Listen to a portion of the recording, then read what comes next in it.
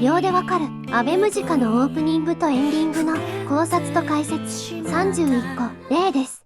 宿題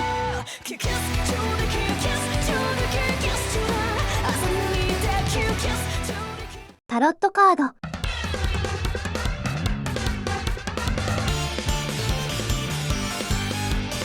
なおこのカードは2023年4月公開のアベムジカ公式ティザームービーでは招待状の役目をしていました。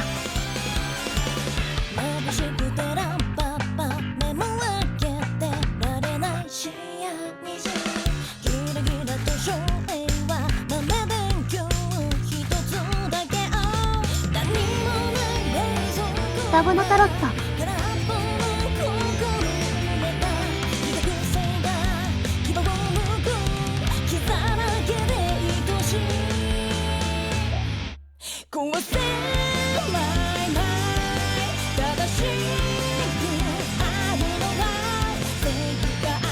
こんな感じです。なおアベムジカの楽曲制作に関わっているビギーモンさんによれば、ムジカの楽曲の歌詞にはキリスト教のモチーフが散りばめられているそうです。それをリスペクトして本動画ではキリスト教を軸にして考察と解説をしていきます。それとお知らせはアニメムジカのネタバレを含みます。この考察は私個人の解釈です。なおオープニングの考察動画はアニメムジカ放送前に一度出していて重複する内容もございます。それでは続けます。ソードのタロット。サ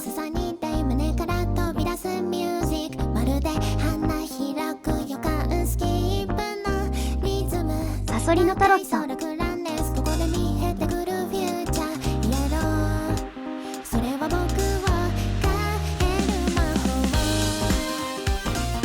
もといサソリとキリスト教。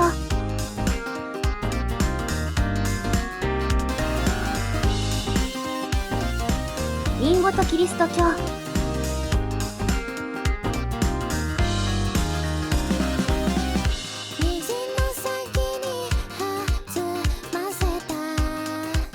赤ユリとキリスト教。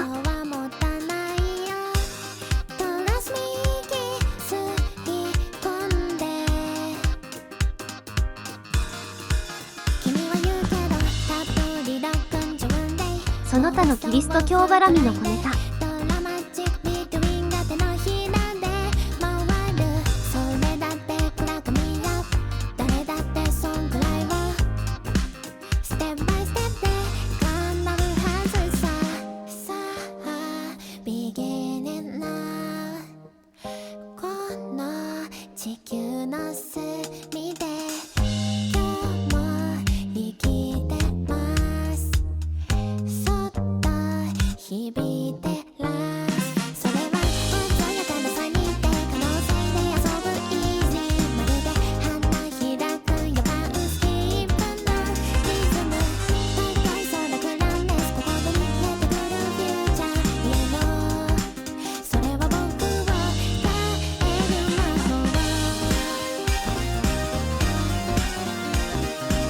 ムジカ初期曲との関係。アニメムジカのオープニングにはファースト楽曲「黒のバースデー」から始まりゼロスライブまでに発表された5曲がモチーフとして散りばめられています。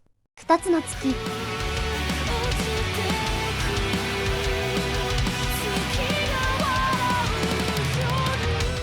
神様バカ。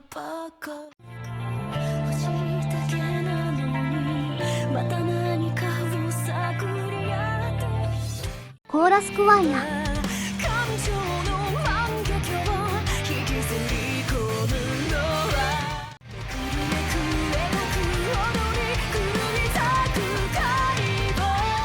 マスカレードラプソディリクエスト。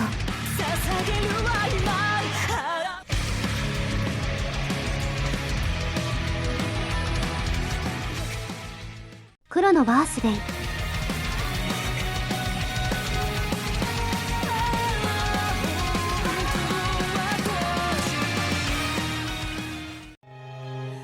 オープニングは以上です。続いてエンディングの考察と解説です。4人の偶像。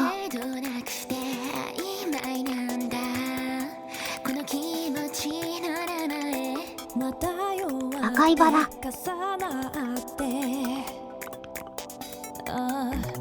空の椅子。初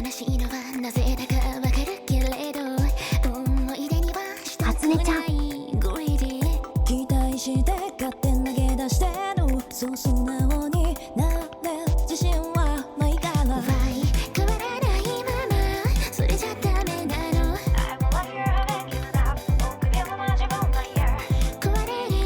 やけリスクヘッジのうみりちゃん。ラブオーディエンスのやむち。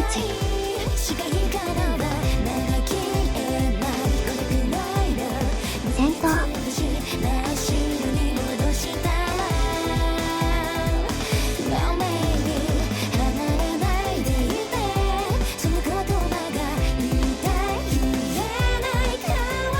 黒ゆり。